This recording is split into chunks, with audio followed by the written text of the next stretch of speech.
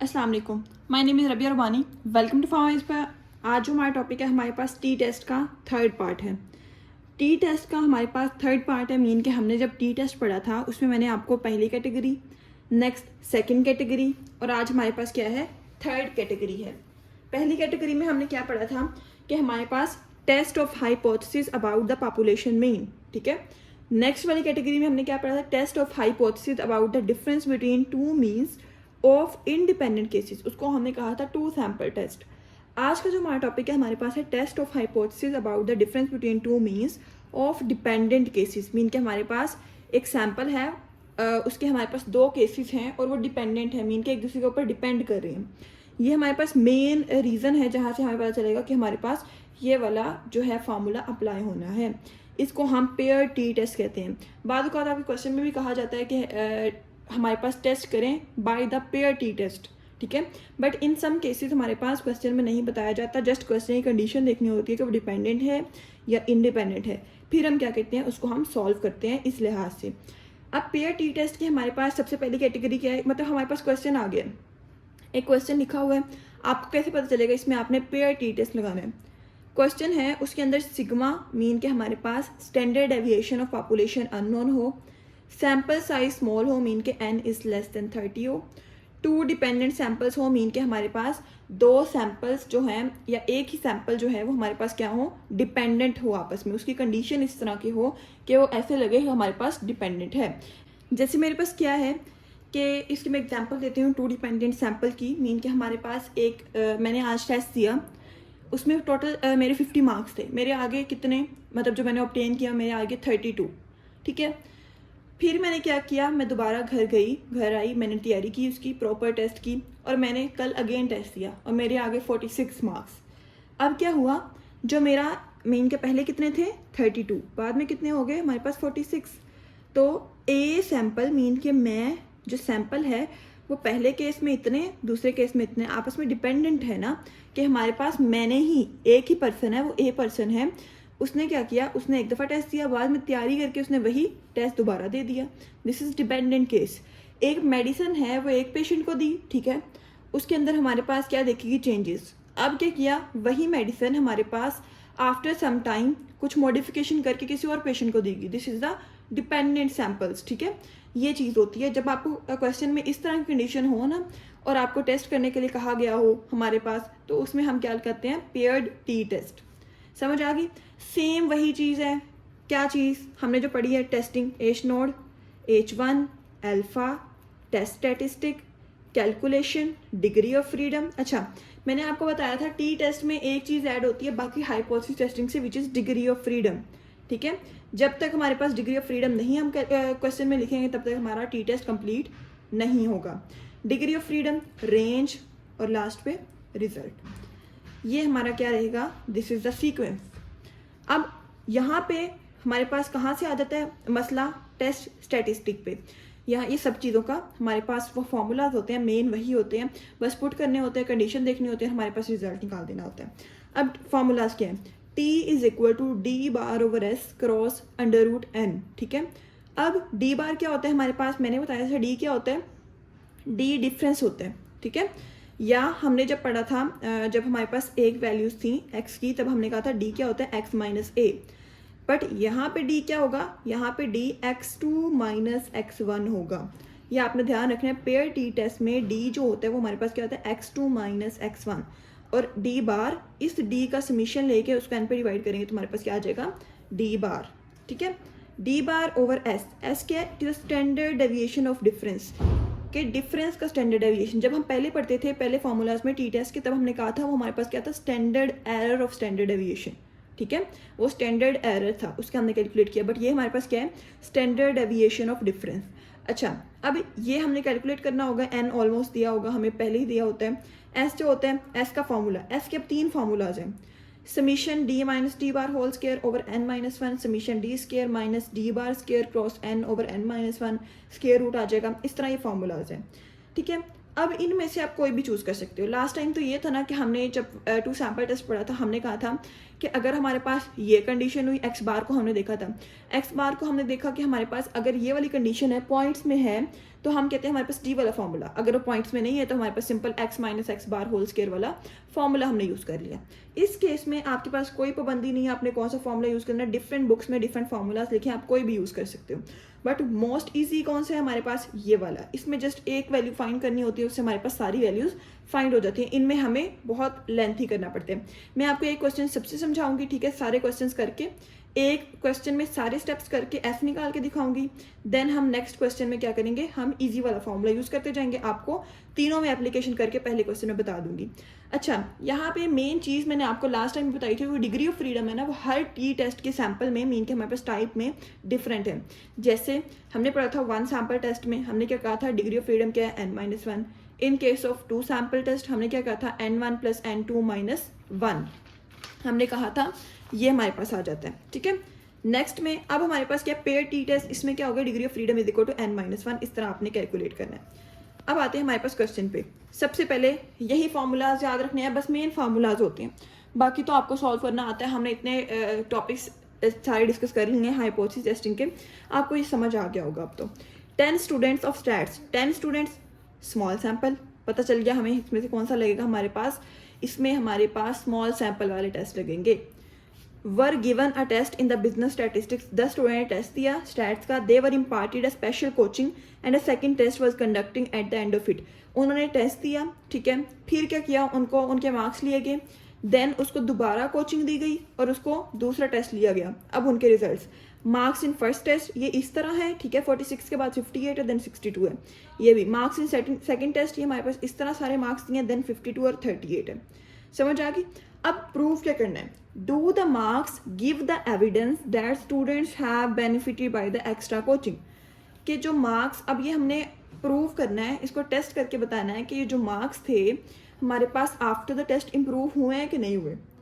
अब हमारे पास जो फर्स्ट मीन के हमारे पास विदाउट एनी कोचिंग, हमारे पास उसकी पॉपुलेशन मीन क्या है, μ1, विद कोचिंग क्या है, μ2, ठीक है। अब हम कहते हैं कि हमारे पास ये विद कोचिंग है, ये हमारे पास क्या है, विदाउट कोचिंग। अब 2 केसेस हो सकते हैं, या तो मार्क्स इंप्रूव हो सकते हैं या नहीं हो सकते। अगर मार्क्स इंप्रूव होते हैं, अगर मार्क्स इंप्रूव नहीं होते तो हमारे पास क्या कहते हैं, ये लेस देन या इक्वल टू हो जाएगा। अगर मार्क्स इंप्रूव होते हैं, ठीक है, कि मेरे पास जो है मार्क्स इंप्रूव हो गए आफ्टर द कोचिंग, तो ये हमारे पास क्वेश्चन में पूछा गया है कि मार्क्स जो हैं क्या ये एविडेंस है कि स्टूडेंट्स ने जो एक्स्ट्रा कोचिंग है उससे हमारे पास क्या हुआ, उसको बेनिफिट हुआ। बेनिफिट होने का यही मतलब है ना कि मार्क्स इंक्रीज हुए हैं कि नहीं हुए। तो आफ्टर कोचिंग ये रहा, इंक्रीज हुए हैं या नहीं हुए, ये कंडीशन उन्होंने दे दी है, इसको हमने प्रूव करना है। मैंने आपसे कहा था जब क्वेश्चन में कोई कंडीशन पूछी गई उसको आपने या तो H0 या तो H1 में आपने इसको लाजमी पुट करना होता है। अब क्या करते हैं, हम जो सिंपल लेते आ रहे हैं, H0 को हम सिंपल रख लेते हैं, μ1 = μ2, और हम H1 को इसको ऑपोजिट मीन के हम कंडीशन दे देते हैं। अब आप लोग कहेंगे ये तो ग्रेटर है, ठीक है, H1 H0 आपस में ऑपोजिट होते हैं। ये बात मैंने पहले भी 2-3 दफ़ा समझाई हुई है कि हमने ये किस तरह से लिखना है। अब ये तो ग्रेटर है, ये लेसर भी तो हो सकता है, मतलब ग्रेटर है तो इसके ऑपोजिट लेस भी तो हो सकता है, ऑब्वियस ही बात है, लेस भी हो सकता है, इक्वल भी हो सकता है। फिर मैंने क्या किया, μ2 लेस देन और इक्वल टू μ1, ये भी ले सकते हैं आप, ये भी ले सकते हैं, बट यहाँ पे आपने ये कंडीशन लाजमी देनी है कि उसको बेनिफिट हुआ है, ये कंडीशन लाजमी लिखनी है, ठीक है।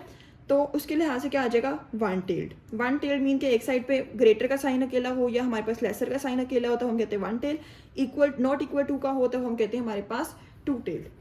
इसमें अल्फा नहीं दिया, लेवल ऑफ सिग्निफिकेंस नहीं दिया तो हम कहते हैं 0.05। टेस्ट स्टैटिस्टिक ये फार्मूला होता है। आपने अब इसमें से आपने एक फार्मूला लिखना है, पहले टी का फार्मूला लिख लिया, अब जो एस का फार्मूला आपने एक लिखना है, बट मैंने तीनों लिखे हैं क्योंकि मैं आपको तीनों को इम्प्लीफाई करके दिखा रही हूँ एक दफ़ा। नेक्स्ट क्वेश्चन में सारे इम्प्लीफाई नहीं करके दिखाऊंगी, वो हम सिंपल वे में करेंगे, ठीक है।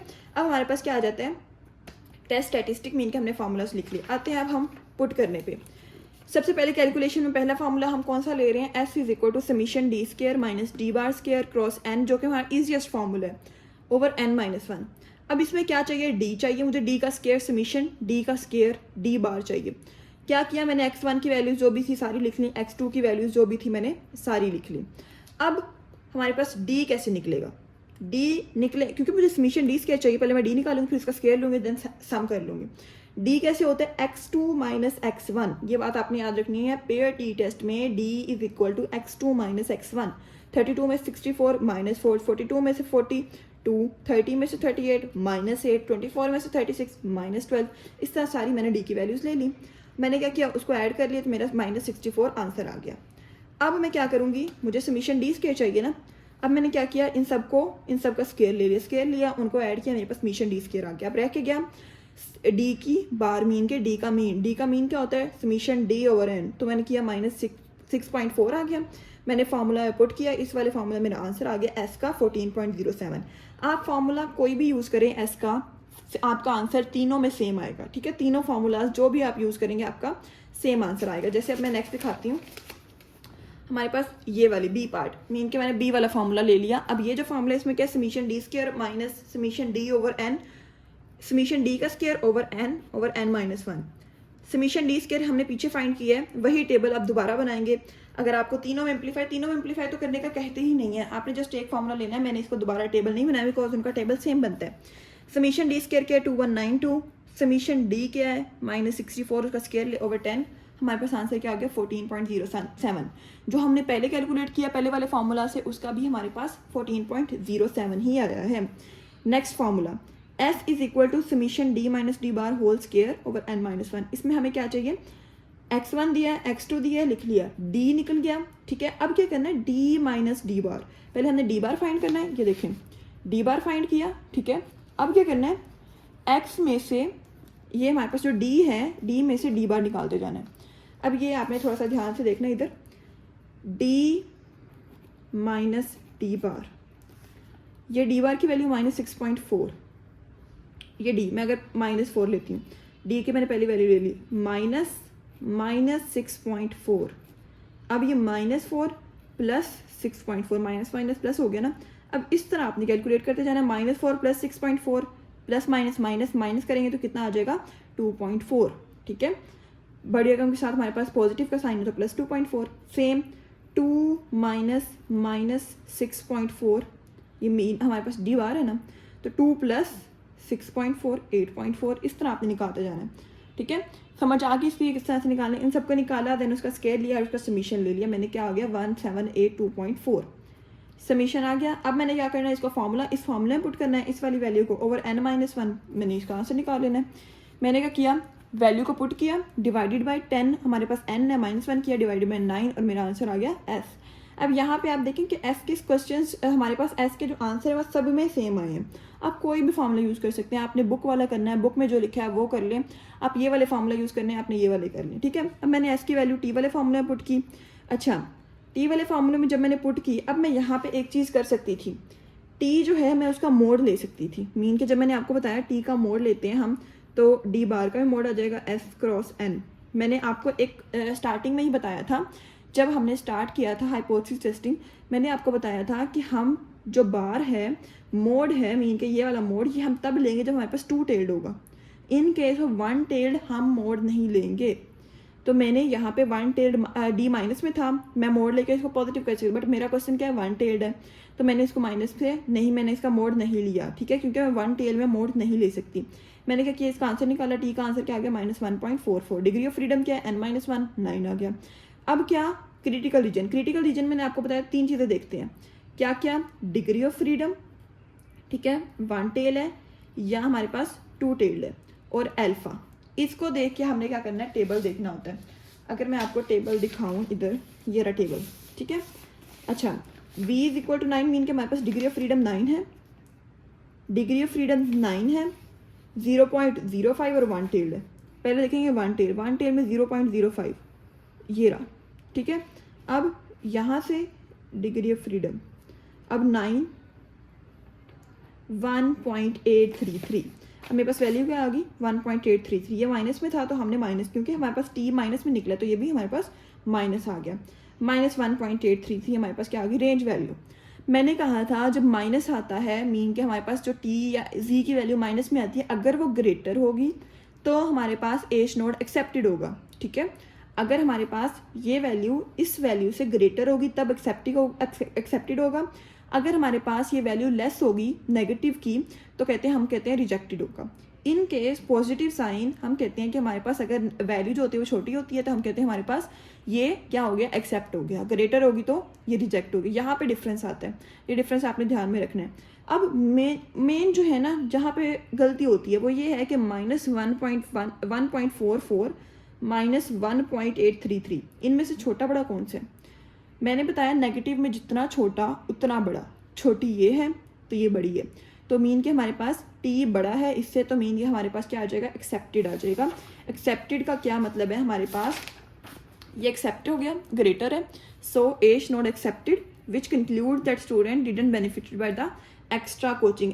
एज नोड में हमने क्या लिखा था, μ1 इज इक्वल टू μ2। मीन के पहले वाला टेस्ट जो था वो भी एक जैसे थे, दूसरे वाला भी एक जैसा था, उसमें कोई इम्प्रूवमेंट नहीं हुई, तो एज नोट एक्सेप्ट हुआ। इसका मतलब है कि हमारे पास कोई बेनिफिट नहीं हुआ स्टूडेंट्स को एक्स्ट्रा कोचिंग से। नेक्स्ट क्वेश्चन आते हैं, इस बात की समझ आ गई है, ठीक है। पहले मैंने क्या किया, वही H naught H1 alpha, then मैंने उसके बाद फार्मूला लिखा, उसके बाद कैलकुलेशन की, कैलकुलेशन के बाद डिग्री ऑफ फ्रीडम, देन मेरे पास जो इसकी डिग्री ऑफ फ्रीडम के बाद मैंने उसकी क्रिटिकल रीजन फाइंड किया, ठीक है। उसके बाद मैंने रिजल्ट निकाल दिया। Question number 2, a physician investigated whether iron therapy improves HB in 6 anaemic patients. एक फिजिशियन था, उसने डिस्कवर किया कि 6 अनीमिक पेशेंट्स हैं, मीन के N क्या है 6, उसमें हमारे पास क्या हुआ, आयरन थेरेपी ने जो है हीमोग्लोबिन को इम्प्रूव किया कि नहीं किया। हीमोग्लोबिन जो है बिफोर एंड आफ्टर की दे दी है, पेशेंट 6 है, बिफोर की ये, आफ्टर की ये। मीन के बिफोर में पेशेंट से उनको आयरन थेरेपी नहीं दी गई थी, उनकी हमारे पास HB चेक की गई, आफ्टर आयरन थेरेपी उनकी HB चेक की गई। अब हम कहते हैं कि हमने टेस्ट क्या करना है, test whether the iron supplementation significantly increases the HB levels. हमने कहना है कि ये हमारे पास टेस्ट करो कि हमारे पास आयरन सप्लीमेंट्स देने के बाद या आयरन थेरेपी के बाद हमारे पास HB लेवल्स इंक्रीज हुए हैं कि नहीं।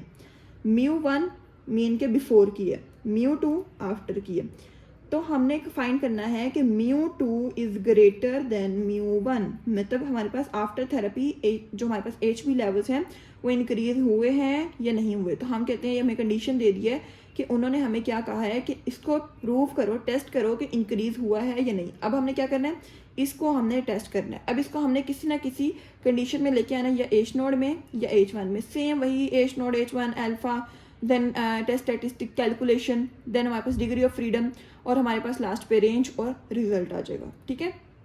अब क्या करेंगे, इसको हम H1 में सिलेक्ट कर लेते हैं।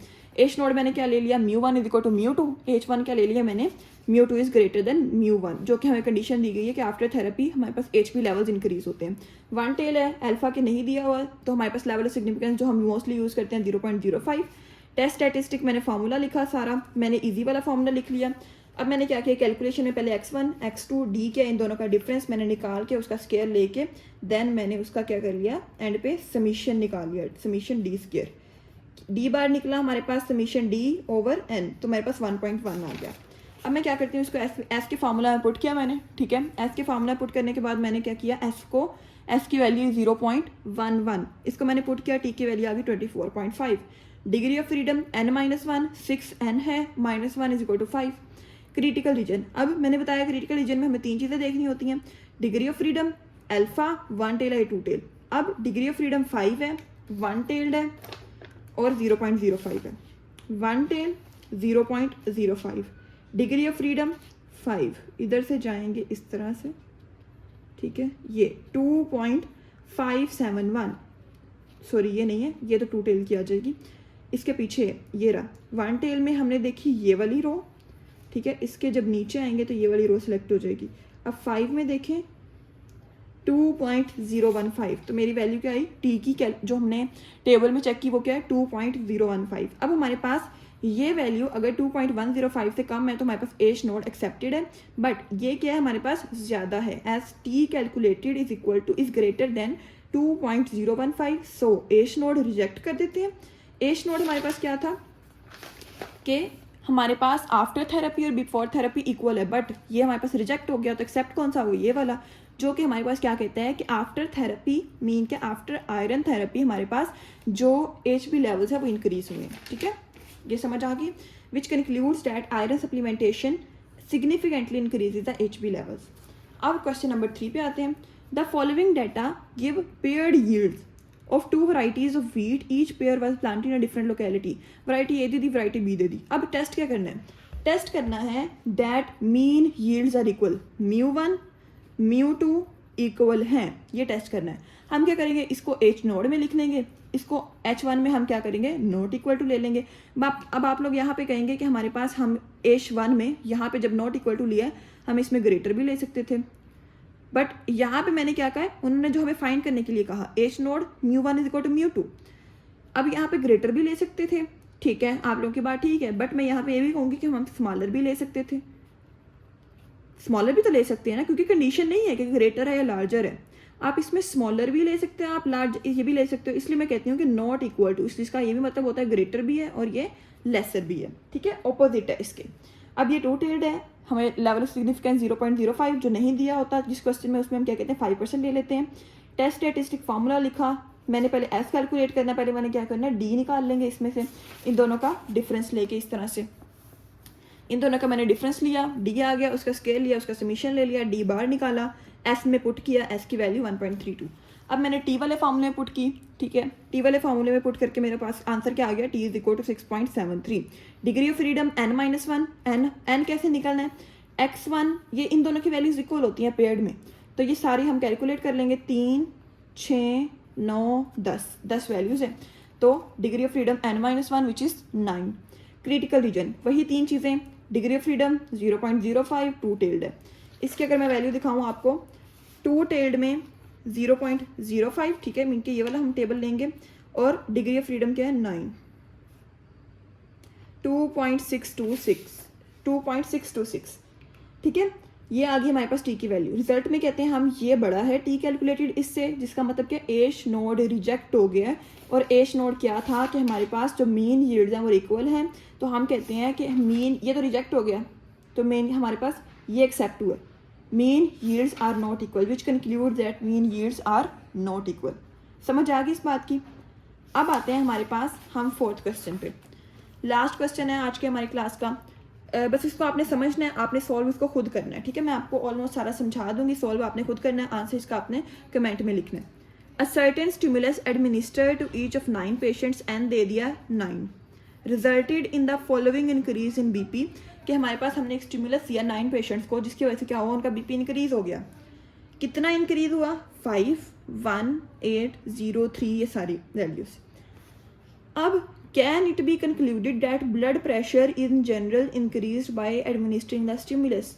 अब वो कहता है कि ये कैलकुलेट करें कि जो ब्लड प्रेशर है वो स्टिमुलस देने से इंक्रीज ही हुआ है, ठीक है, डिक्रीज नहीं हुआ। अब उन्होंने क्या दिया है हमें, इंक्रीज इन ब्लड प्रेशर दे दिया, कितना इंक्रीज हुआ, 5, मीन के 5 नंबर से वो इंक्रीज हुआ। जैसे अगर एक पेशेंट है उसका हमारे पास कितना था, पहले 110 था, आफ्टर स्टिमुलस कितना हो गया, 115, 5 से इंक्रीज हुआ, 1 किसी का, एक बंदे का कितना हो गया, 1 हो गया, 110 था, उससे कितना हो गया, 11 हो गया। इस तरह ये उन्होंने हमें डिफरेंस दे दिया, इतना डिफरेंस है। डिफरेंस क्या होता है, मैक्सिमम कह रही हूँ, सेकंड वैल्यू माइनस जो हमारे पास फर्स्ट वाली वैल्यू है, तो ये इसको हम कहते हैं डी। तो उन्होंने हमें डी ऑलरेडी दे दिया है, ये समझ आ गई इस बात की, डी ऑलरेडी दे दिया है, एन दे दिया है, हमने क्या करना है, अब पहले हम क्या करेंगे, एच नोड।